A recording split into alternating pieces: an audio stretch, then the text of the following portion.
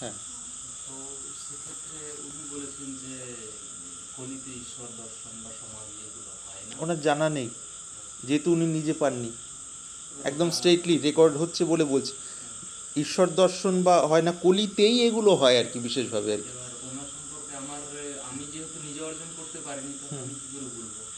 তার মানে ওনার বই পড়া পাণ্ডিত্য আর কি, সাধন করেননি প্রপারভাবে আর কি। এইটা বলার জন্যই আমাদের ভিডিওগুলো, যে কলিতে প্রত্যক্ষ ইষ্ট দর্শন হয় এবং তার সাথে কথাবার্তা বলা যায় আর কি। আগে হতো, এখন হবে না, পরে হয় না, এই কথাগুলোই মিথ্যে কথা আর কি। তার মানে প্রপারলি সাধনাই করেননি, উনি বইপত্র পড়ে ওখানে পণ্ডিত হয়ে বসে আছেন আর কি।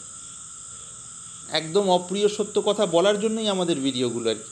না, আপনার আমি ভিডিও যখন প্রথমবার দেখি, আমি তো তখনই আসতে চাইছিলাম, কিন্তু আমার শরীরটা খুব খারাপ হলো। আর হ্যাঁ, আমার মনে পড়ছে সামান্য, তখন এই কথার বিষয়গুলো আপনাকে আসতে মনে পড়ছে। হ্যাঁ, ছবিও দিয়েছিলাম।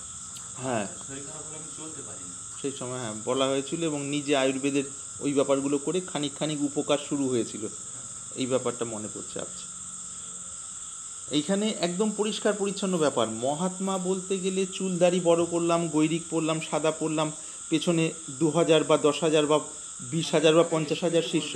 হ্যাঁ, আপনি মানে যেটাকে আপনি ধরুন ভিডিওর মধ্যে আলোচনা করেছেন নির্বিকল্প সমাধি, ওই পথটাতে যেতে গেলে কি করতে হবে একটু আমাকে জানিয়ে দেবেন, বাস আর কিছু দরকার নেই। এইটুকু হলো এক বাক্যে গুরু বাক্য পালন। আর গুরু লাভ করার জন্য ইষ্টের উদ্দেশ্যে প্রার্থনা করা।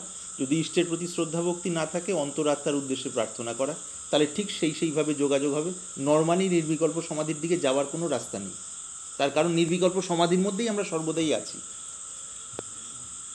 নর্মালি মানুষ চেষ্টা করে নির্বিকল্প সমাধির দিকে যেতে পারে না, কালচার করতে পারে, ধারণা ধ্যানের প্র্যাকটিস করতে পারে, এই পর্যন্ত। তার কারণ যতক্ষণ চেষ্টা করবে ততক্ষণ নির্বিকল্প সমাধি হয় না। উল্টো দিকে যখন গুরু বাক্য পালন করতে করতে করতে করতে ভেতরের সংস্কার গলে যায়, আর নিয়মিত বসার বিষয়টা তার থাকে, কোনো একটা সময় আপনা আপনি নির্বিকল্প সমাধির ব্যাপারটা ঘটে যায় আর কি। চেষ্টা করে যেটা হবে সেটা নির্বিকল্প সমাধি নয়, সেটা সবিকল্প সমাধি আর কি। তার পেছনের চেষ্টাটা মূল। সেভাবে হয় না যে তা না, নর্মালি ওর মধ্যে আটকে থাকা মানুষ চতুর্দিকে রয়ে আছেন। ইভেন গোমুখ থেকে নিয়ে পুরো হিমালয় বেল্টের কথা মাথায় রেখেই বলছিলেন, যারা প্রত্যক্ষে আছেন তাদের হিসেবে। আর নির্বিকল্প সমাধি শেষ কথা নয়, তার নির্বিকল্প সমাধি শুরু, তারপরে অন্য দিব্য রাজ্য খুলে যায় আর কি। তবে এই কথা সত্য, নির্বিকল্প সমাধির অনুভূতিটা হলে মনের সাধারণত যে ভালো মন্দের যে সংস্কার, যে এটা ভালো এটা মন্দ, এটা বাই রুট কেটে যায় আর কি। এর মধ্যেও আবার বৈশিষ্ট্য রয়েছে। একবার যদি সমাধির ছোঁয়া পাওয়া যায় তখনই যে সংস্কার নির্মূল হয়ে যায় তা নয়। দেখা গেছে প্রত্যক্ষভাবে সংস্কারের বেশ কিছু জিনিস বেশ খানিকটা সময় পর্যন্ত থেকে যায়। পুনঃ পুনঃ সমাধির অভ্যাসের দ্বারা সেগুলো ধুয়ে মুছে একাকার হয়ে যায়, পরিষ্কার হয়ে যায়। এইটি হলো বিষয়। আর বর্তমানে যাদের আমরা সাধু মহাত্মা বলছি, বেশিরভাগই বই পড়া পণ্ডিত এবং অল্প স্বল্প নিয়মকানুন, এবং তাদের জীবন শারীরিকভাবে সংযম এবং মানসিকভাবে সংযম, সেই ব্যাপারগুলো আছে, যারা সঠিক। কিন্তু সমাধি বা ইষ্ট দর্শনের জন্য যে তীব্র ডেডিকেশান, সে ডেডিকেশান মানে খুবই কম দেখা যায় আর কি। তার জন্য ওই বইপত্র পুঁজি থাকলে হবে না আর কি। একসময় বইপত্র সব ভাসিয়ে দিতে হবে জলে আর কি। অর্থাৎ বইপত্র বিষয়ে নিজের যে বিশেষ বোধ, সেটা যতক্ষণ না যাচ্ছে এখানে সম্পূর্ণভাবে ডুবতেই পারবেন না আর কি। সেই জন্য মূল রহস্যটা হলো, কে কোন পথে যাচ্ছেন সেটা মূল নয়, কে কতটা ডুবছেন। ডোবার মধ্যেও অনেক গোলক ধাঁধা আছে। অনেক সময় যিনি এ পথে চলছেন তিনি ভাবতে পারেন আমি হয়তো ডুবছি, তা নয়। ডোবার বিষয়টা যদি হতে থাকে, তিনি বুঝতে পারবেন না যে আমি ডুবছি কি ডুবছি না।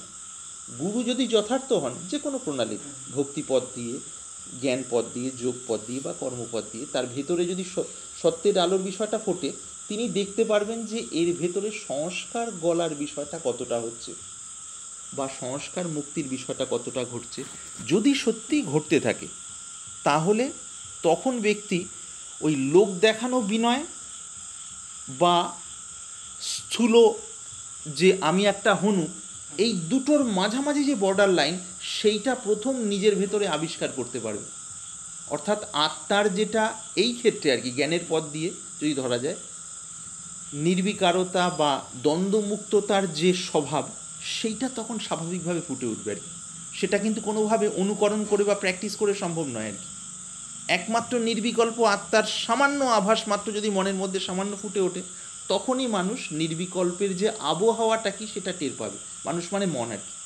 তার আগে পর্যন্ত বই পড়ে কি কিছু হয় না, বই পড়ে চেষ্টা করে করে করে করে করে করে সেই বিষয়ে কতগুলো ধারণা হয়, কিন্তু প্রতিকূল সংস্কারের প্রভাবে সেই ধারণাগুলোতে তার স্বাভাবিকভাবে স্থিতি হয় না, অর্থাৎ স্থায়ী স্থিতি হয় না। বইপত্র পড়ে বা ওই যম নিয়মের বিষয়টা বেশ ইত্যাদি করে পরের যে ছটা এগুলো করলে নিরন্তর করতে করতে করতে করতে প্রগতি হয়, কিন্তু একটা জায়গায় গিয়ে আটকে যায়। ওই নিজে ওই পথে চলতে গিয়ে যে একটা ফ্রেম তৈরি হলো সংস্কার ওই পথের, ওইটাই হয়ে যায় তার পক্ষে কাল। এবার যখনই গুরু নির্দেশ পালন, যেহেতু সময় কম সেজন্য আসল কথা বলি, গুরু নির্দেশ যদি অরিজিনালি পালন করা হয়, নির্বিচারে পালন, এর মধ্যে রয়েছে মূল রহস্য আর কি। আর পথিক যিনি পালন করছেন তার যদি ডেডিকেশান সেরম থাকে আর কি, আনকন্ডিশনাল যে একটা ভেতরের ভাব আর কি, যে না যেখানে মাথা বিকিয়েছি তিনি যা বলবেন সেটা পালন করার জন্য আমার যা করণীয় তা করব, যেটা ধরার ধরবো, যেটা ছাড়ার ছাড়বো। যেই মুহূর্ত থেকে এই ভাবটা অনেস্টলি শুরু হবে না, সেই দিন থেকেই নির্বিকল্পের ভূমি তৈরি হওয়ার বীজ বপন হয়ে গেল আর কি। তৈরি হওয়া মানে, যেহেতু আমরা রিলেটিভ ফ্যাক্টরের মধ্যে রয়েছি, আপেক্ষিক ভাবনার মধ্যে রয়েছি, এবার আপেক্ষিকের থেকে নির্লিপ্ত অবস্থা অর্থাৎ নির্দ্বন্দ্ব অবস্থার সূচনা হয়ে গেল। তার কারণটা কি, ওখানে নিজের বুদ্ধি মূল নয়, আমি যার কাছে মাথা বিকিয়েছি তার বক্তব্যটা এই ক্ষেত্রে তুমি এটা করবে, এইভাবে চলবে, যদি কিছু ভুল হয় সেটা লুকাবে না, সহজভাবে প্রকাশ করবে আর কি, আর জেনে বুঝে অহং প্রকাশ করবে না। এইরকম হয়তো নির্দেশ হলো একটা উদাহরণ আর কি।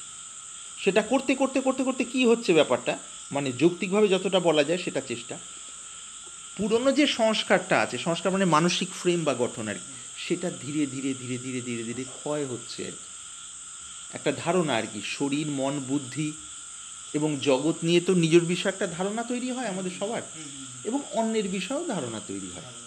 সেই ধারণার হিসেবেই আমরা দাঁড়িপাল্লায় ভালো মন্দের ওজন করি, অন্যের বিষয় বা নিজের মানসিকতা বা ব্যক্তিত্ব বিষয়। কিছু জিনিস গ্রহণ করি, কিছু কাটছাট করে একটা নতুন আন্ডারস্ট্যান্ডিং তৈরি করার চেষ্টা করি। সব ক্ষেত্রে আমরা জেনে বা না জেনে এই ব্যাপারটাই মনের মধ্যে হয়। এবার আন্ডারস্ট্যান্ডিং যেটাই তৈরি হবে নিজের মানসিকভাবে, সেই আন্ডারস্ট্যান্ডিংটাই লাস্টে গিয়ে অহং জিয়ে রাখার জন্য, অহং যে গলে গিয়ে ওর মধ্যে ডুবে গিয়ে যে নির্বিকল্প যে স্থিতি, যদি অবস্থার কথা বলি, অবস্থার বিষয়টা ঘটতে গেলে ওইটাই টেনে রাখে, ওই যে যেটা একটা আন্ডারস্ট্যান্ডিং তৈরি হয়েছে। আর এক্ষেত্রে গুরু নির্দেশ পালনের ক্ষেত্রে কীরকম হয়, যদি যথার্থ বিষয়টা ঘটে, গুরু সেরকম হন আর এদিকে যিনি করেন তিনি অনেস্ট। গুরু সেরকম মানে যার ভেতরে আলোটা আছে প্রত্যক্ষ আর কি, বইপত্র পড়েছেন বা না পড়েছেন সেটা গৌণ বিষয়। তখনই পালন করতে করতে করতে করতে করতে খুব সাধারণ জিনিস, সাধারণ খাওয়া দাওয়া, সাধারণ ওঠা, সাধারণ ইত্যাদি, কিছু সময় দিনের মধ্যে এক এক ঘন্টা বা না হলে প্রথম দিকে কম বা বেশি, যার যেমন সামর্থ্য সেরকম, এটা 2 বছর 3 বছর 5 বছর 6 বছর 8 বছর যেতে যেতে ধীরে ধীরে ধীরে ধীরে পুরনো যে প্রবল সংস্কারগুলো, যেটা আমাদের মনকে সাধারণত স্থূল ভূমিতে ধরে রাখে, উচ্চ দিকে যেতে দেয় না, উচ্চ দিকে মনন করতে পারি আমরা, কিন্তু অরিজিনালি স্থিতি হওয়া আর মনন করার মধ্যে পার্থক্য আছে। এবার ধীরে ধীরে নিচের স্থূল সংস্কারগুলো ক্ষয়ে গেলে তখন আস্তে আস্তে মন স্বাভাবিকভাবেই উচ্চ দিকে যেতে থাকে। আমরা যে ভালো গুণগুলোকে বলি, পাতঞ্জল যোগ দর্শনেরই হিসেবে বলছি, যে না মানুষের প্রতি মৈত্রী ভাব অভ্যাস করা, মিত্রতা, সবার প্রতি একটা সৌভ্রাতৃত্ব বা উদারতা ইত্যাদি ইত্যাদি যেগুলো আছে, তখন এগুলোর অভ্যাস করতে হচ্ছে না। নিচের এই ফ্রেমগুলো আস্তে আস্তে গলে যাওয়াতে স্বাভাবিকভাবেই ফুটে উঠছে, কেন ওগুলো তো আছেই আমার ভেতরে গুণ হিসেবে। স্থূলতার কারণে সেগুলো ফুটছিল না। করতে করতে করতে করতে কারো 8 বছর, কারো 10 বছর, কারো 12 বছর, যত আন্তরিক হচ্ছে ব্যাপারটা তত প্রাণবন্ত হয়ে হয়ে তখন ধ্যান জমছে, এবং যার যেমন সংস্কার ধ্যানের সেই সেই সাইডগুলো খুলছে। নাচ যোগের সংস্কারগুলো যদি বিশেষভাবে হয়, লয় যোগ এবং নাচ যোগের, সাধারণত এগুলোর মধ্যে দিয়ে যেতেই হয় কম বেশি। কারো জ্যোতি দর্শন শুরু হয়ে যাচ্ছে স্বাভাবিকভাবেই, নাচ শ্রবণ শুরু হয়ে যাচ্ছে প্রথমে খণ্ড খণ্ড হয়, টুকরো টুকরো, স্থায়ী লাগাতার থাকে না। আসনে বসাকালীন অবস্থায় হবে, তারপর অন্যান্য সময় হতে থাকবে, তারপর ক্রম পরিবর্তন হবে, প্রথম যেটা নিয়ে শুরু হলো তারপর দ্বিতীয়, এই করে করে মন মগ্ন হতে হতে অন্যদিকে যদি হয় এই ব্যাপারগুলো গৌণ হয়, তখন এগুলো আসলো না, কিন্তু ক্রমশ মন শান্ত হচ্ছে, যেহেতু অন্যান্য স্থূল সংস্কারগুলো কমে গেছে। মন আস্তে আস্তে আস্তে আস্তে ডুবতে ডুবতে তখন ধ্যানের প্রগাঢ়তা এবং ধ্যানের একটা আলাদা আনন্দের ছোঁয়া পাচ্ছি ভেতর থেকে। প্রথমে এটা অস্থায়ী, 10 দিন 15 দিন 1 মাস 2 মাসে কখনো একবার আধবার, ওই মাছের ফাতনায় না টান পড়ার মতো আর কি। আবার মন চাইছে যে আবারও হলে ভালো হয়, কিন্তু হচ্ছে না আর কি। তখন গুরু নির্দেশ যে হোক বা না হোক, তোমাকে বলা হয়েছে যেভাবে বসতে তুমি সেভাবে বসতে থাকো। এর পিছনে রহস্যটা কি? ওই যখন হোক হোক এই অবস্থাটা হোক চাইছি, এই হোক চাওয়ার মধ্যে দিয়েই কর্তাভাবটা পুষ্ট হয়ে যাচ্ছে। ওটার জন্য বাধা। অপরপক্ষে যখন গুরু নির্দেশ যে তিনি বসতে বলেছেন, আমার শরীর মন যেমন ঠিকঠাক আছে সেই হিসাবে শান্তভাবে বসার, তার মধ্যে কখনো মন শান্ত হলো, কখনো হলো না। এই দুটোকে গুরুত্ব না দিয়ে তার নির্দেশে যদি নিষ্ঠা রাখি, এই শান্ত হওয়া বা শান্ত না হওয়া দুটোর প্রতি একটা সমদৃষ্টি সেখান থেকেই নিজের অজান্তে জাগ্রত হচ্ছে। সেইটা ক্রমশ বাড়তে বাড়তে বাড়তে বাড়তে এর বিপরীত বিষম দৃষ্টি, একটা তো হলো সমদৃষ্টি, একটা বিষম দৃষ্টি, এটা ভালো মন্দ, শান্ত অশান্ত, এই সব ব্যাপারগুলো কেটে যেতে থাকছে। কাটতে কাটতে কাটতে কাটতে যখন সেই স্থিতি লাভ হচ্ছে, অর্থাৎ সেটা প্রবল হয়ে যাচ্ছে, এগুলো একসময় ক্ষীণ হতে হতে হতে হতে একসময় গলে গেল, তার মধ্যে মনটা মিশে গিয়ে কর্তাভাব লয় হয়ে গিয়ে ডুবে যাওয়া হলো। ডুবে যাওয়ার পর কয়েক মিনিট পর, প্রথমে সংস্কার যার যেমন আছে পেছনে, কয়েক মিনিট পর কারো জেগে ওঠার ব্যাপারটা থাকে। এটা কিন্তু ধ্যান নয়, ধ্যান থেকে সম্পূর্ণ পৃথক। আপনি ডোবা, আপনি জেগে ওঠা কয়েক সেকেন্ড হতে পারে, কয়েক মিনিট হতে পারে, পরিস্থিতি অনুযায়ী দীর্ঘ সময় হতে পারে। আজকে সন্ধ্যায় হলে কালকে হয়তো সকাল 11টা, 11:30, 12টা হতে পারে। এবং অদ্ভুত ব্যাপার, ওঠার পরে ওটা যে আজকে সন্ধ্যা থেকে কালকে সকাল 11টা 12টা, এই যে টাইমের এর কোনো হুঁশ থাকবে না, মনে হবে যে এই জাস্ট চোখ বোঝা হলেই খোলা হলো আর কি। তার কারণটা, মূল কারণটা, সেখানে যে কর্তাভাব নিয়ে আমরা বিচার বিশ্লেষণ করছি, বলা হচ্ছে বা শোনা হচ্ছে, সেটাই গায়েব হয়ে যায় সেখানে আর কি। প্রথম যদি কারো একবার জীবনে এটা ঘটে, সেই দিন থেকেই ভেতরে তিনি চান বা না চান মনের ক্ষেত্রে রূপান্তর শুরু হয়ে যায়। যে অব্যক্তের স্বাদ এলো মনের মধ্যে, কিন্তু মনের মধ্যে সংস্কারটা সম্পূর্ণ তো চলে যায়নি। এইবার আস্তে আস্তে আস্তে আস্তে সংস্কার গলে মনটাই সেই নির্বিকল্পের মতো হতে থাকছে আর কি। সেই অবস্থায় যখন সাধক পৌঁছান, তখন তার করণীয় পুনঃ পুনঃ সমাধির মধ্যে দিনে দুদিনে বারবার বারবার ওই ঘর ঝাড়ু দেওয়ার মতো, যেটা মহাপুরুষরা উদাহরণ দেন ঘর ঝাড়ু দেওয়ার। তাহলে কি শাস্ত্র ইত্যাদিগুলো এই ক্ষেত্রেও না অবশ্যই কাজ করে, কিন্তু বেশিরভাগ ক্ষেত্রে সাইড এফেক্ট হলো ওগুলো পড়ে পড়ে মনে একটা যেটা ধারণা হয়, সেই ধারণাটাই ডুবতে দেয় না। সেই ধারণাটা সাধারণ স্থূল অবস্থা থেকে একটু ভালো দিকে নিয়ে আসে, সংযম, মনের একাগ্রতা, একটু ধারণা পরিষ্কার হলো, একটা ভালো লাগছে সূক্ষ্মতার দিকে। কিন্তু ওই আসল যে ফল ফোটার ব্যাপার, ফল ধরার ব্যাপারটা, সেই জায়গায় পৌঁছানোর আগে এগুলোই বাধা হয়ে দাঁড়ায়। সেই জন্য বলা হয় গুরুমুখী হয়ে চলা, এবং গুরু যখন যে শাস্ত্র বলেন সাধনে যেটা উৎসাহ বা প্রয়োজন, সেই অনুযায়ী করা। না হলে কি নিজেই ভাবছি এটা ঠিক, আবার নিজেই পড়ছি, আবার যেটা অনেক সময় পড়তে পড়তে এক সময় ভালো লাগছে না, মন অন্যদিকে বেশি টানছে, মানে ভালোই অন্যদিকে, তখন এটাকে ইনকমপ্লিট অবস্থায় রেখে দিয়ে আবার আরেক দিকে চলে গেলাম। এবার ওই যে মন আরেক দিকে চলে গেলাম, সেটা যে আমার পক্ষে আসলে ভালো কি না, আমারই বুদ্ধি তো সেই সময় বুঝতে পারছে না, কারণ আমার বুদ্ধি তো মায়ার অধীন। এই জন্য সেই সময় উপরে যদি একটা বড় আলো থাকে, ধরা পড়ে যে এটা আপাতভাবে ভালো লাগছে, যেহেতু দুটোই আধ্যাত্মিক দিকে, কিন্তু অরিজিনালি এটা লং টার্মে দীর্ঘ সময়ের হিসেবে কি আমাকে ওই মূল জায়গায় পৌঁছবে? বরঞ্চ যেটা আপাতভাবে বোরিং মনে হচ্ছে, তাতে যদি আমি নিরন্তর লেগে থাকি, সেটাই এক সময় সবিকল্প ভূমি থেকে নির্বিকল্প ভূমিতে প্রবেশ করিবে। আর সেই লেগে থাকার মধ্যেই তো ধৈর্য, ওঠা পড়া, এগুলি তো স্বাভাবিক সাধনের পথে। এটা বলার উদ্দেশ্য কিন্তু কখনো নিরুৎসাহ করা নয়। যেহেতু উদ্দেশ্যটা যদি ওইটা থাকে, কালচার করা, ধ্যান ধারণার মধ্যে লেগে থাকা নিঃসন্দেহে ভালো। জীবনের সময় কম, এবার নির্বিকল্প সমাধির জন্য যে সূক্ষ্ম মেজারমেন্ট দরকার, ভেতরের অবস্থা আর কি, ভারসাম্য, সেটার জন্য সবথেকে গুরুত্বপূর্ণ জিনিস হলো মনের একাগ্রতা তো বটেই, নির্বিকল্প সমাধির অবস্থার পরে হলো স্থিতি, তার থেকেও আরও উপর, মানে সমাধি থেকে উঠে আসার পরও স্থিতিটা যেমন থাকবে, পরস্পর আপাত বিরুদ্ধ দুটো ঘটনা তখন একরকম দৃষ্টিতে গ্রহণ হবে। যেটা সবচেয়ে ভালো ঘটনা নিজের দৃষ্টিতে জগতের হিসেবে যেটা ভালো মনে হচ্ছে সেইটা, আর যেটা সবথেকে খারাপ, এই দুটোর প্রতি সমদৃষ্টি আসবে। নির্বিকল্পতা যদি ফুটে উঠতে থাকে, তখন এইটা লক্ষণের। তার কারণটা কি, বিষম দৃষ্টিটা আমাদের মনের বিকল্পের কারণে হয়। বিকল্প মানে সংস্কারের, সংস্কার গলতে থাকলে, বিকল্প চলে গেলে তখন স্বাভাবিক নির্বিকল্পতা আসে। তো এই ক্ষেত্রে হলো কি, নিজে যদি গুরু খুঁজতে গিয়ে বিভ্রান্ত হওয়ার বিষয় থাকে, দরকার নেই। যার যেখানে, কারো যদি অন্তরাত্মা, ব্রহ্ম বা পরমাত্মা, যেখানে যে নামে প্রতি সামান্য বিশ্বাস আছে, সেখানে নিরন্তর প্রার্থনা করলে ঠিক সেই যোগাযোগ হবে এবং সেই পথ ধরে আমি এগিয়ে যেতে পারবো। যদি শেষ কথাটা বলেন তাহলে ওটার উপরে আমি যখন চারিদিকে ঘুরেছি বিভিন্ন রকম বলেছে, তো শাস্ত্রের প্রতি আমার একটা ছোট থেকে আমার একটা আকর্ষণ ছিল। খুবই ভালো তো, যে শাস্ত্র তো অবশ্যই। ঋষিরা কিছু বলে গেছে, আমি বুঝতে পারছি না, সেটা আমার স্বল্পতা বা অজ্ঞতার কারণে। বাট শাস্ত্র মানে মানুষের কি বলবো যে ইয়ের জন্য, মানে আধ্যাত্মিক উন্নতি বা ওনারা যেটা মানে ইয়ে সেটা আমরা যাতে পৌঁছাতে পারি সেই জন্যই ইয়ে করে গেছেন, আমাদের জন্য রেখে গেছে। তো ওনারা অনেক সময় শাস্ত্র বিরোধী কথা বলতেন, তখন আমার একটু মনটা খারাপ লেগে যেত যে আমাদের তো মানে বলাই হচ্ছে যে যেমন গীতাতে এক জায়গায় বলা হচ্ছে যে বিনয়ী হয়ে তুমি গুরুর কাছে যাও এবং জিজ্ঞাসা করো, একজন স্বরূপসিদ্ধ ব্যক্তি তোমাকে রাস্তা দেখাতে পারে। এবার ওই বিশ্বাসটা নিয়ে আমি বিভিন্ন জায়গায় গেছি, কারণ যেহেতু গুরুর কাছেই যেতে বলছে। এবার সত্যি বলতে মানে যখন শুরু করেছি বা ঘুরছিলাম তখন মানে যে গুরু, আমি প্রথমে এতটাই ইনোসেন্ট ছিলাম, গুরু মানে সবাই গুরু, আমি এটাই ভাবতাম। ওটা আমার আইডিয়া ছিল না। তাই আমি বেশি কিছু বলতে চাই না, আপনাকে শুধু বলতে চাই যে আপনি আমাকে ইয়ে করুন, মানে আমার থেকে আপনি ভালো বুঝতে পারবেন। মানে আমি যদি আপনাকে কিছু বলি বা কিছু জানতে চাই যা আমার জন্য কি মানে কি করণীয়, সেটা আপনি ভালো বুঝতে পারবেন।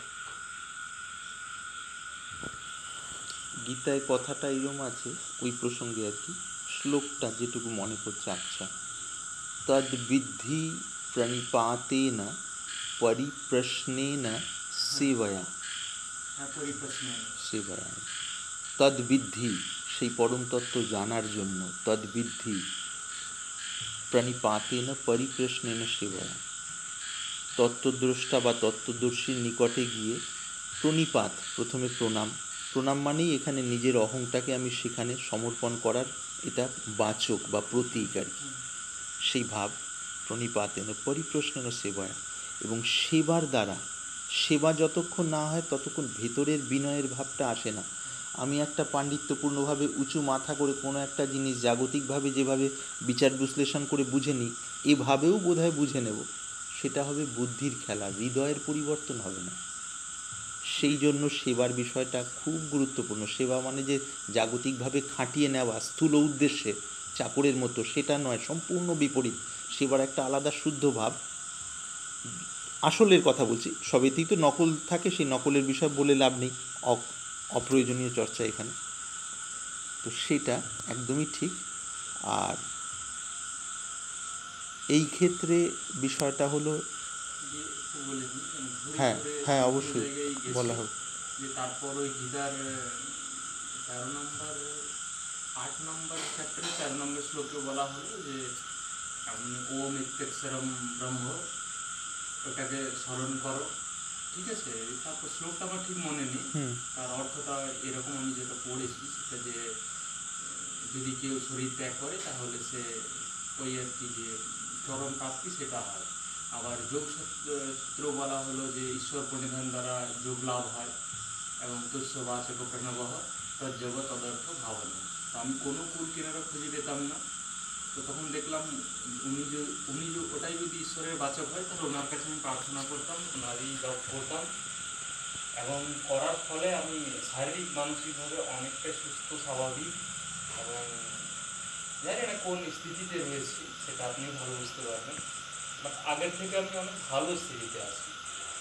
বাহ, এটা তো ভালোই, নিঃসন্দেহে শরীর যখন ভালো হচ্ছে তাহলে তো খুবই ভালো আর এবং একটা মানে 1 থেকে 1.5 বছর আগের সময়ে মানসিকভাবে বিধ্বস্ত ছিলাম, শারীরিকভাবে তো ছিলাম। মানে এই কারণে নয় যে আমি শারীরিকভাবে খুব শরীরটা খারাপ যাচ্ছে, এই নয়, যে আমি খুঁজছি কিন্তু পাচ্ছি না, কোথায় পাবো, কবে পাবো, আদৌ কি পাবো, সময়টা পেরিয়ে যাচ্ছে। এবার লাস্ট 1 বছর ধরে আমি রোজ সকালে 8 ঘন্টা, সন্ধ্যে 8 ঘন্টা আমি ওঙ্কারে জব করতাম। এবার আপনার ভিডিওটা দেখে আমি আবার ভয় পেয়ে গেলাম যে ওগুলো বীজ মন্ত্র, ওগুলো জব করতে হবে। মন্ত্রবিজ্ঞানী তো সম্পূর্ণ আলাদা, হয়তো গুরুমুখী না হলে বীজ মন্ত্র জপ করা নিষেধ। কিন্তু আমি করে নিয়েছি। হ্যাঁ যাই, সেটা কোনো ব্যাপার না, হয়ে গেছে, সেটা কোনো বিষয় না। মানে যখন জানতে পারবো আমরা, উচিত হলো এটা সঠিক, সেই হিসাবে চলার চেষ্টা করার। এবং তাতে কিন্তু সত্যিকার বলতে যে আমার অনেক ভালো হয়েছে, খারাপ কিছু বাহ, হয়নি। খুবই ভালো। আমার স্থিতি এসছে, যেমন এই শরীরে এই ব্যথা নিয়ে যদি একটা সাধারণ লোকের যে ব্যথা আমার আছে হুম অন্য লোকে থাকতো, বা এতক্ষণ এইভাবে বসে থাকতে পারতো না। হুম। এটা পুরোটাই ব্রহ্মচারীর মাধ্যমে আমার হয়েছে। আমি বাহ, বসেই থাকতে পারতাম না, এত ব্যথা আমার। ইভেন আমি 3 দিন আগে পর্যন্ত লাঠি নিয়ে চলেছি। তাই নাকি? হ্যাঁ, আচ্ছা আচ্ছা। আমার মাঝে মাঝে যখন শীত হয়ে যায়, ঠান্ডা হয়ে যায়, একটু যদি শরীরে খাওয়ার দাওয়ার অসুবিধা হয়ে যায়, তাহলে ব্যথাটা বেড়ে যায়, তখন আমি আর সোজা করে চলতে পারি না। হুম হুম। কিন্তু এটার অনেকটা লাভ হয়েছে। এবার আমি জানি না সেটা ঈশ্বরের কী কৃপা রয়েছে। আর প্রার্থনা করতাম যে ঠান্ডাতে বেশি ব্যথা অনুভব হয় নাকি? হ্যাঁ, ঠান্ডা লাগলে হয়, খাবার দাবারের একটু যদি অসুবিধা হয়ে যায়, কোষ্ঠ পরিষ্কার না হলে পরে একটু ব্যথা হয়। বাট অনেকটা মানসিকভাবে আমি অনেকটা শান্তি পেয়েছি। এবং আগে যে শ্বাসের গতি ছিল এখন অনেক কম। আচ্ছা। এবার আপনি বাকিটা নির্দেশনা দেবেন, যেহেতু আমি আর আয়ুর্বেদের ওই বিষয়গুলো চলছে এখন? কোন- আয়ুর্বেদের যে নিজে দেখে দেখে যে চিকিৎসার হ্যাঁ বিষয়টা? হ্যাঁ, ওগুলো করি। তাতে আমি আশা করছি ঈশ্বরের কৃপায় হয়তো বছর 6 থেকে 1 বছরের মধ্যে জিনিসটা পুরো হয়ে যাবে। হুম। বাহ, খুবই ভালো। এবার আপনি আমার সাধনার দিকটা একটু যেমন নির্দেশনা করবেন, ওটা আপনার হাতে, মানে ওখানে আমার কিছু বলার নেই। বাট আমি ওঙ্কার যোগ করে অনেক খেয়েছি, শুধুমাত্র ওই এক অক্ষর যেটাকে বলা হয় ওম, ওটাই আমি উচ্চারণ করতাম এবং সেটা উপাংশ যোগ করতাম। এবং সেটা যদি অন্যায় সেটা আমি জানি না।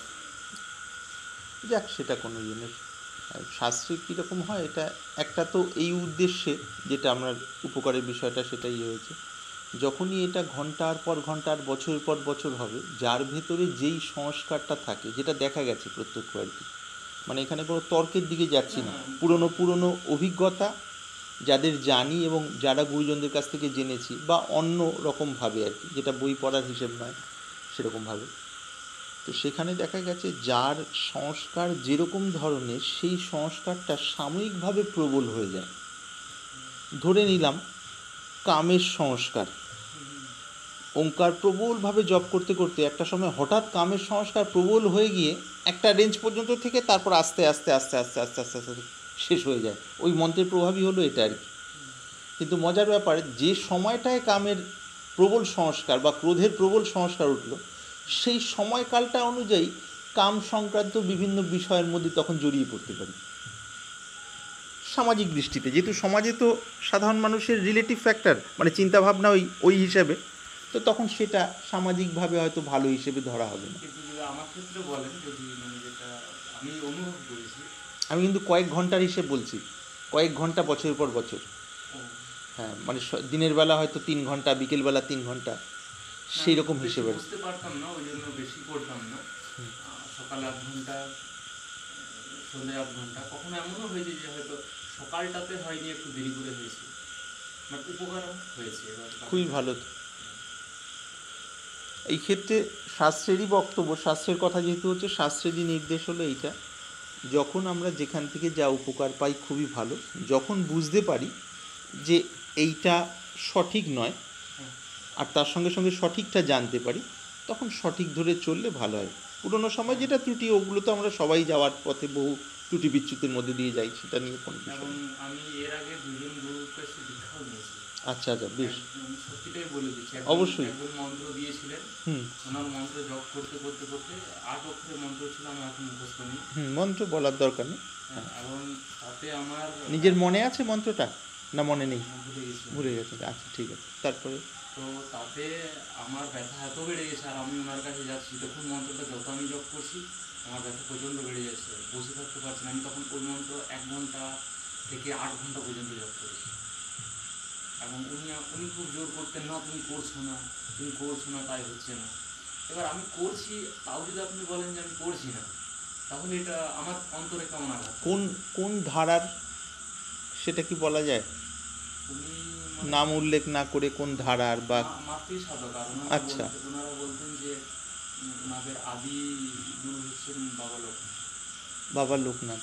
আচ্ছা, এবার বেশ। পরবর্তী ক্ষেত্রে আমি ওনাকে বুঝতে দিইনি, কিন্তু আমি ওনার কাছে ক্ষমা চেয়ে নিয়েছি। দেখুন যে আমার মানে আমি ওনার কাছে একবার গেছিলাম, আপনার কাছে যেমন আমি বিনম্রভাবে রেখেছিলাম, উনি আমাকে একটা লাইনই বলেছিলেন যে তোমার দুটোই হবে, সংসারও হবে এবং ঈশ্বর লাভও হবে, তুমি কালকে পরশু এসো, তোমাকে দীক্ষা দেওয়া হবে। আমি চলে গেছি। আমি অ্যাকচুয়ালি যদি মানে আমাকে বলতে হয় যে আমি যদি আমাকে একটু ঈশ্বর লাভের জন্য বলে যে চলো তুমি এসো এখানে এটা করতে হবে, আমি চলে যেতাম। বাহ, আর আমি কোনোদিনও কোনো গুরুকে কোনোদিনও ভাবিনি যে উনি গুরু নন। ভালোই আমার যেটা, হ্যাঁ ভালোই মনে। তাতে আমার যা হয়েছে হয়েছে। আবার শ্রীবিদ্যার একটা অনলাইনে যেটা হয় আমি বলে দিচ্ছি আপনাকে, হুম শ্রীবিদ্যার একটা আমি নিয়েছিলাম। হুম ওই কালীকুল শ্রীবিদ্যা এগুলো শুনে অনেকের কাছে শুনে বুঝিয়েছিলাম যে এগুলো হচ্ছে সেই দশম মহাবিদ্যালয় সাধনা। হুম এবং উনি প্র্যাকটিক্যালি অনেক মন্ত্র দিতেন, জপ করেছি, প্রচুর করেছি। এবং ওই যে মন্ত্র আছে ওই যে ওটাকে বলা হয়, মানে উনি আবার বিভিন্ন স্তরের মন্ত্র দিতেন। প্রথমে একটা মন্ত্র দিলেন, গণপতি মন্ত্র দিলেন, তারপরে চণ্ডী মন্ত্র দিতেন, তারপরে ষোড়শী মন্ত্র, এরকম করে পরপর ছিল। তো ওনার কতগুলো স্টেপ ছিল, আমি 8টা স্টেপ পর্যন্ত করেছিলাম। এবং গুরুদেবকে আমি বলতাম যে দেখুন আমি রোজ এগুলো করছি, কিন্তু মানে যেটা আপনারা প্রমিস করছেন বা বলেন, আর মাঝে মাঝে টাকা ক্লেম করতো। আর আমি যেহেতু শারীরিকভাবে অসুস্থ 16-17 বছর ধরে, তো সেরকমভাবে যে টাকা আমি ইনকাম কোথাও মানে সেভাবে করতে পারিনি, কোনোরকমভাবে জীবনটা চলতো। আর কিভাবে চলে তোমাদের বাড়িতে? আমার বাড়িতে আমার ছোটোবেলাতেই বাবা মারা গেছে। আচ্ছা আবার বলতে গেলে বাবা মা কেউ নেই, মানে এই বাড়িতে সেই বাড়িতে থেকে কোনো রকম করে পড়াশোনা করে বিয়ে হয়েছে, তারপর রোগে ধরেছে। মাও নেই? মা আছেন, উনি অন্য জায়গায়। আচ্ছা আচ্ছা, বলেছিল বোধহয় একবার হ্যাঁ, প্রসঙ্গ খানিকটা, হ্যাঁ ঠিক আছে। তো এখন কি একাই থাকছো? আমি দিদির বাড়িতে থাকি। দিদি বাড়িতে থাকছো? দিদি অনেকটা ইয়ে করে, মানে ওই থাকা খাওয়াটা ম্যানেজ আচ্ছা করে। আচ্ছা আচ্ছা আর বাকি আমি একটু আধটু টিউশন পড়াই, কিন্তু আমি ওইগুলো তো সুবিধা করতে পারি না, মানে কেউ পয়সা না দিলে বলতে পারি না যে পয়সাটা দিতেই হবে। আচ্ছা, লেখাপড়া কত দূর করা হয়েছিল? বিএসসি করেছি, বিএসসি বিএসসি করা হয়েছিল কোন সালে করা এই হয়েছিল? 2017-তে কমপ্লিট হয়েছে। 2017-তে কমপ্লিট হয়েছিল, আচ্ছা। তো বিএসসি পাস? হ্যাঁ, পাস, হ্যাঁ, বেশ। তো আমি ভালো স্টুডেন্ট ছিলাম। আমি বাহ, মাধ্যমিক যখন দিয়েছিলাম তখন অল ওয়েস্ট বেঙ্গলে অ্যাকচুয়ালি 40 মানে র্যাঙ্ক ছিল। ওয়েস্ট বেঙ্গলে? হ্যাঁ, আচ্ছা, ব্যাপার বিএসসি কি পাস করছে তোমার? আমি অনার্স পড়েছিলাম, কিন্তু আমার কিসে? ফিজিক্সে। আচ্ছা, তাহলে অনার্স ছিল শেষ পর্যন্ত? শেষে আমার এই পায়ের রোগটা শুরু হয়। তখন আর ওদিকে দিতে পারোনি প্রচণ্ড মনটায়? বেড়ে পরীক্ষা দিই, কিন্তু আমি অনার্স অনার্স রক্ষা হয়নি? রাখতে পারিনি কয়েক নম্বরে, আচ্ছা সেটা থাকেনি। তো এই আর কি, ওগুলো যাবতীয়ভাবে যা হুম হুম হয়েছে হয়েছে। বাট সে সময় এই দিকটার প্রতি কিন্তু আমার তীব্র আকর্ষণ ছিল। আমি বিভিন্ন জায়গায় গেছি, ইভেন নাম করতে নেই তাও বলছি, আমি বেলুড় মঠের স্বামীজিদের কাছেও গেছি, কিন্তু ওনারা হয়তো খুব ব্যস্ত থাকেন বলে সেভাবে সময় দেননি। আবার ওনাদের আনুষঙ্গিক যে ছোটো ছোটো মঠগুলো রয়েছে সেখানেও আমি বিভিন্ন মঠে গেছি এবং ওনাদেরকে জিজ্ঞাসা করতাম জিনিসগুলো। তো ওনারা কোনো না কোনোভাবে বলতেন, এই নাম নিয়েছি, কোনো না কোনোভাবে ওই জিনিসগুলো অ্যাভয়েড করতো। মানে আমি সাধনাটাকে পছন্দ করতাম, আমি বাকি সব কাজ করতে পারি, কোনো অসুবিধা নেই, আমার মধ্যে ওরকম আলস্য নেই যে এই কাজটা করতে পারবো। আমার শারীরিক অসুস্থতা রয়েছে, তবু আমি যেটা আমার সামর্থ্য আমি করে যাই। তো সেক্ষেত্রে ওনারা সাধনাটা ব্যাপারটা আপনি অ্যাভয়েড করতেন, কিছু বলতেন না বা হয়তো বলতে চাইতেন না। তারপর আনন্দ মার্গ আমি গেছি, ওনাদের সামনেও নমস্কার জিজ্ঞাসা করেছি, ওনারাও বিভিন্ন রকম জিনিস বলেছেন। তো তারপরে সেভাবে হয়নি, ওনারা কিছু প্রাণায়াম দিতেন, মানে ওকে শ্বাস টেনে এই করে এই করে, তাতে আমার শরীরটা একবার খুব খারাপ হয়ে গেছিল। তারপরেও এই কী বলে যোগসূত্রে যে বিভিন্ন ব্যাখ্যা পড়ার পর একটু মাথাটা পাকলো, কেমন একটা ওয়ার্ড লাগতো যে তাহলে কি এতজন ব্যাখ্যা করছে, তাহলে কোন ব্যাখ্যাটা ঠিক, আবার নিজে আমি একটা ব্যাখ্যা করছি, তাহলে তো সব কেমন গুলিয়ে যাচ্ছে। শেষ যোগ বৈশিষ্ট্য রামায়ণ পড়ার চেষ্টা করলাম, অনেক বড় শাস্ত্র, সেটাকে পড়ার চেষ্টা করলাম। সেখানে তারপর সাংখ্যযোগ পড়ে ওগুলো বুঝলাম যে বারবার বারবার এগুলো চর্চা করতে হবে। কী চর্চা করতে হবে সেটা আমি নিজের মনের মতো কিছু কিছু কল্পনা, যেমন ওঙ্কার জপ করতাম, আর সাংখ্য যুগের ওইটা চর্চা করতাম যে পুরুষ প্রকৃতি এর যুগে করে পুরো সৃষ্টিটা তৈরি হয়েছে। তারপরে অব্যক্ত প্রকৃতি বুদ্ধিতে নেমে এলো, বুদ্ধি নেমে এলো অহঙ্গে, অহং নেমে এলো মনে, মন অহং নামলো মন, পঞ্চ তন্মাত্রা, পঞ্চ তন্মাত্রা থেকে স্থূল শরীর থেকে এই মানে পঞ্চমাত্রায় স্থূল শরীর এবং স্থূল যে ভূত এগুলো হয়েছে, এগুলো চর্চা করতাম, মানে ওগুলো বসে বসে চিন্তন করতাম। আমি ভাবতাম হয়তো এটা একটা সাধনা, যে ওই চিন্তন করাটা। এইগুলো সব গুরু লাভ হওয়ার আগের মানে ইয়ে আর কি, জানা কিছুটা চর্চা, সেটা ভালোই একদিকে। এবং যে শ্রীবিদ্যা যেটা আমি বলছিলাম, যে একটা সময় আমি হয়তো বলতে পারি যে ওটা আমার নিজেরই ভুল হতে পারে, যে আমি আর মানে পারছিলাম না, মানে এগুলো এত পয়সা দিতে হচ্ছিল। ওখানে দিতে হতো। হ্যাঁ, এবং বলছে যে একটা শ্রীযন্ত্র কিনতে হবে, সেটা 16,500 টাকা লাগবে। এবং গুরুজিকে আমি সমস্ত ব্যাপারটা মেসেজ করলাম, গুরুজি ফোনে কথা বলতেন না, মেসেজ করে বলতাম। ওনাদের যে ভলেন্টিয়ার থাকতো আমি বলে দিতাম যে একটু বলে দেবেন যে আমার পক্ষে ওটা সামর্থ্য নয়, তো ওটা কি অন্য কোনোভাবে করা যায় না, বা যদি উনি আমাকে বলেন যে ওখানে যে করে কিছু কাজ করে দিয়ে তার বিনিময়ে দেয়, কারণ আমার অতটা সামর্থ্য নেই। আর রিপ্লাই দিত না। ধীরে ধীরে বুঝলাম হয়তো এটা আমি যোগ্য নই, তাহলে আমি পারছি না। বাট আমি ওটার অনেক স্টেপ পর্যন্ত করেছিলাম। ওরা ওখান থেকে লক্ষ্যটা কিছু বলা হচ্ছিল, ওর উদ্দেশ্যটা কি সেটা কি বলা হয়েছিল শ্রীবিদ্যা বিষয়ে? উনি উনি যেটা বলেছিলেন, মানে উনি যেটা বলতেন যে ওনার যে পারসেপশনটা, উনি যেটা বলতেন যে যদি তোমরা আমাকে জিজ্ঞাসা করলে আমি কী করছি, যে আমি অ্যাকচুয়ালি টাইম পাস করছি, আমি তোমাদের সাথে আমার টাইমটা পাস করছি, এটা উনি বলতেন। সেটা আমি অল্প কিছু বুঝিনি। এইটাই। আচ্ছা। এবং বিভিন্ন সময় বিভিন্ন রকম বলতেন, এবং কখনো কখনো বলতেন যে এটা 200 ঘন্টা করো। এবং আপনার কাছে আমি বিনম্রতার সাথেই বলছি যে উনি যেগুলো আমাকে টাইম ফ্রেম দিতেন, আমি ওগুলো টাইমের আগে শেষ করে দিতাম, এবং ওনাকে জানাতাম, কোনো সেইভাবে রিপ্লাই পেতাম না। এবং সেটা আমার দুর্ভাগ্য সৌভাগ্য আমি জানি না, এবার হতে পারে যে উনি হয়তো, এবং প্রত্যেকটা যে দীক্ষা সেগুলো ডিস্টেন্সেই হতো, ভিডিও কলিংয়ের মাধ্যমেই হতো।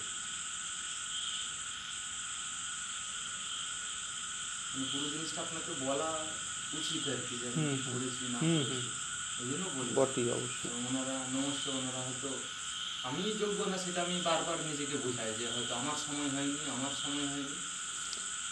না, এখন তুমি কি চাও এই সময়? মানে এই বইপত্র আলাপ আলোচনা শাস্ত্রের এটা নিয়েই সারাটা জীবন সুন্দরভাবে কাটিয়ে দিতে চাও? সেটাও ভালো যদি চাও। না, আর আর বিশেষ কিছু না, ওগুলো আপনাকে জানালাম যে এরকম হয়েছে, ওগুলো পাপ কি পুণ্য আমি জানি না। না না, পাপ পুণ্যের কোনো বিষয় না। মানে মনের তো একটা ইয়ে থাকবে, আকাঙ্ক্ষা হবে তীব্রভাবে, বা চাহিদা থাকবে, মানে তার মধ্যেই কি সন্তুষ্ট থাকছো বা থাকতে চাইছো, না, না, নাকি না বিশুদ্ধ আধ্যাত্মিক যে উপলব্ধি সেইখানে? উপলব্ধি যেটা যেটা আদিম পরম্পরা থেকে চলে আসছে। এই ক্ষেত্রে বিষয়গুলো কীরকম, সাংখ্যযোগ একটা হিসেব, সাংখ্যযোগের বিষয়গুলো বা পাতঞ্জল যোগ দর্শনে যদি ধারা ধরি, আর এদিকে যোগ বাশিষ্ঠ রামায়ণের আবহাওয়া আবার আলাদা রকম। তার কারণটা কি, এক কথায় বললে পরিষ্কার হবে। যখনই পাতঞ্জল যোগ দর্শন ধরব, তার মধ্যে সাংখ্যযোগের বিষয়টা, গীতার তারই সপক্ষে যে অধ্যায়টা হলো ত্রয়োদশ অধ্যায়, ক্ষেত্রজ্ঞ বিভাগ যোগ, যতটা মনে পড়ে আর কি, ত্রয়োদশ অধ্যায়ই হবে ওটা আর কি। তো এই বিষয়গুলো একটা, এবং যোগ বাশিষ্ঠ রামায়ণে বশিষ্ঠদেব শ্রীরামচন্দ্রকে যেভাবে ধীরে ধীরে সংস্কার মুক্ত করে নিয়ে যাচ্ছেন, সেটা আবার একটা বিশুদ্ধ মানে বেদান্তের ধারা আর কি। যোগ বাশিষ্ঠ রামায়ণের বিষয়ে একজন বিখ্যাত মহাত্মা হয়েছিলেন স্বামী রামতীর্থ আর কি। তিনি সংসার বিবাহ হয়েছিল, তার 2 সন্তানও হয়েছিল, খুব অল্প বয়সের মধ্যে সাধন করেন এবং সিদ্ধি লাভ করেন, আবার খুব অল্প বয়সের মধ্যেই দেহত্যাগ হয়ে যায়। 40 বছরের অনেক আগেই বোধহয় দেহত্যাগ হয়ে যায়, ঠিক বয়স সময়টা জানা নেই বলে মোটামুটি বললাম। উনি কি সে পাহাড়ের থেকে লাফ দিয়ে এরকম কিছু একটা রামতীর্থের সেটা ঠিক জানা নেই ভাই। আগে প্রফেসর ছিলেন এটা জানি, আর লাহোরের খুব সম্ভব জন্ম আর কি, পাঞ্জাবে। আর ছোটোবেলায় মা বাবার বিষয়টা বোধহয় ছিলেন না বা কিছু এরকম একটা ব্যাপার। মেসে খুব আর্থিক অভাব অনটনের মধ্যে কষ্ট করে করে মানুষ হয়েছেন। অঙ্কের বিষয়ে তার বৈশিষ্ট্য ছিল বিশেষভাবে। তীর্থরাম নাম ছিল, পরে রামতীর্থ নাম হয়, এবং যোগ বেদান্ত প্রণালী মূল আর কি। তার রামতীর্থের টিকাও আছে আর কি বিভিন্ন আর কি। তো তার বক্তব্য হলো যোগ বাশিষ্ঠ রামায়ণের বিষয়ে, अगर योग वाशिष्ठ रामायण पढ़ने से आत्मज्ञान न हो तो राम बादशाह अपना सिर कटाएगा। নিজেকে এই নামেই বলতেন, রাম বাদশাহ। মানে যদি যোগ বাশিষ্ঠ রামায়ণ পড়ে আত্মজ্ঞান না হয় তাহলে আমি আমার মাথা কেটে ফেলব আর কি। এই হলো সোজা বক্তব্য।